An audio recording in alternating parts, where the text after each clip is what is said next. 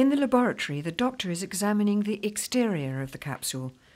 Ben watches him thoughtfully. Of course, the real doctor was always going on about the Daleks. Real doctor? Real doctor? Oh. Oh, you mean the real doctor?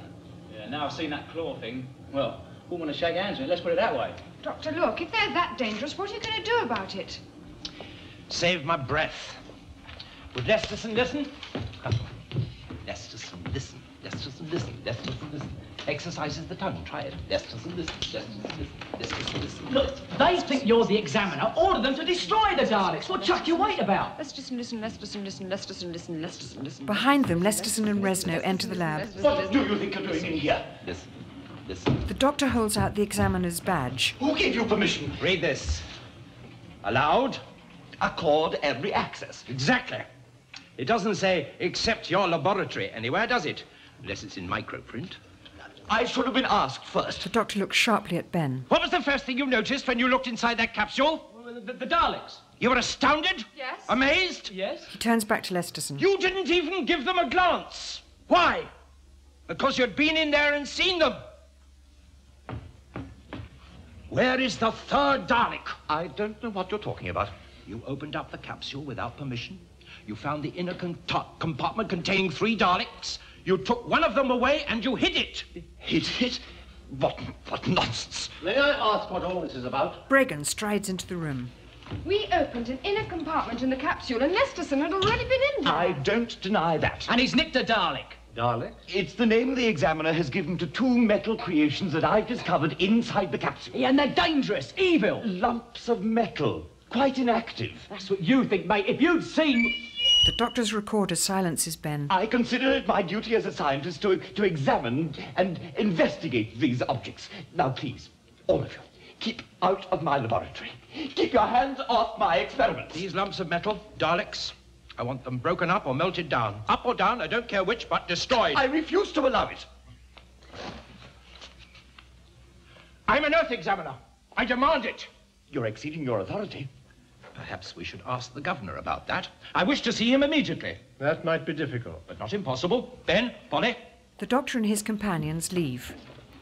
Bregan follows them, leaving Resno and Lesterson alone. Could he stop the experiments? I don't know. It's none of your business. You go and get Janley and then come back here. We haven't got any time to waste. Now go on, then, quickly, quickly. Resno hurries out. Once he is alone, Lesterson moves to the capsule and opens a hidden compartment.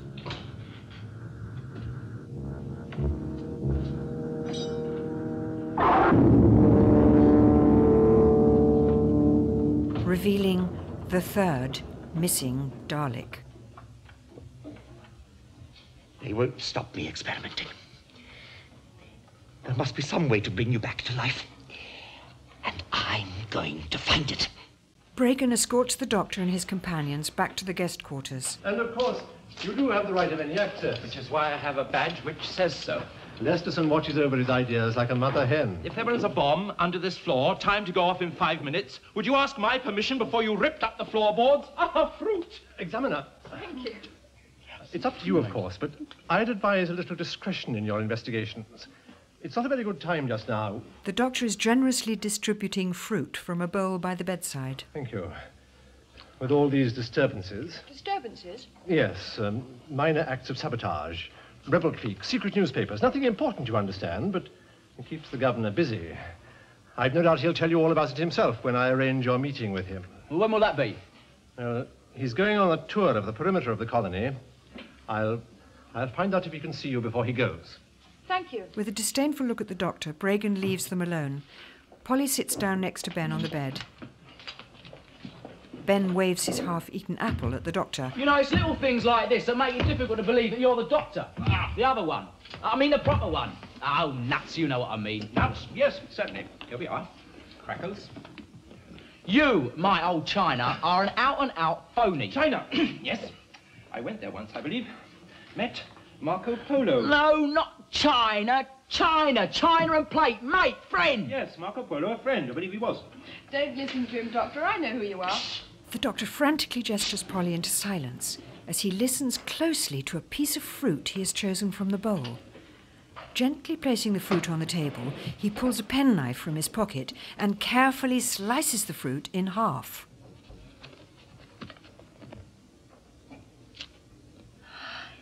Concealed in the middle of the fruit is a tiny listening device. Indicating that Ben and Polly should remain silent, the doctor extracts the device, drops it to the floor and stamps down hard, crushing it. Well, wow, a touch of the bugs. Microphones. Someone's been listening to what we were saying. Yeah, so that's why you were messing about and talking nonsense. I never talk nonsense. Well, hardly never. Well, they certainly believe in making us at home, don't they? At first, I thought there might be more than one. Yeah, I bet old Charlie Bragan did it. Charlie? Well, Fred wouldn't sue, would it? If he did do it, do you think it was his own idea? I mean, he could have been under orders. From the governor? I don't know. What do you think, Doctor? Oh, yes, yes. The doctor opens his hand. Let's consider this button for a moment. It's the only clue we've got to the murderer of the examiner, the real examiner. And who asked for him to come? Well, Lesterson's crackers about that capsule he wouldn't want anyone nosing about. Bragan said the governor's been having trouble. Nah, rule him out. Governor's all the same. He wouldn't ask for help. If he sent to Earth, it would look as if he couldn't do the job properly. Yes. Oh, well, I vote we go back to the TARDIS. I've had enough of this dump. Have you? What about the Daleks? Well, they're dead. Well, what about that thing we saw in the capsule? That was alive, all right. Yeah, well, can't explain that. I can. And that's why we have to stay. Ugly looking brutes, aren't they? Janley and Resno are wiring up the Dalek for testing. Yeah, what's he want to muck about with it for? Leave well alone, that's what I say. You're a fine one to be a research assistant. Leave well alone. There'll be no progress on this planet with people like you around. We're doing all right as we are. Or we were until the old lot came along stirring the things up. You won't get away with it, you know.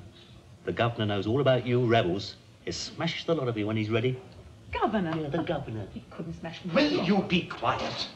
Where do you both think you are? This is a scientific laboratory. Kindly keep your politics out of it. Come on, Resno man, get on with it. We haven't got all day. Got to get this working before the examiner stops us. He's got some phobia about these Daleks.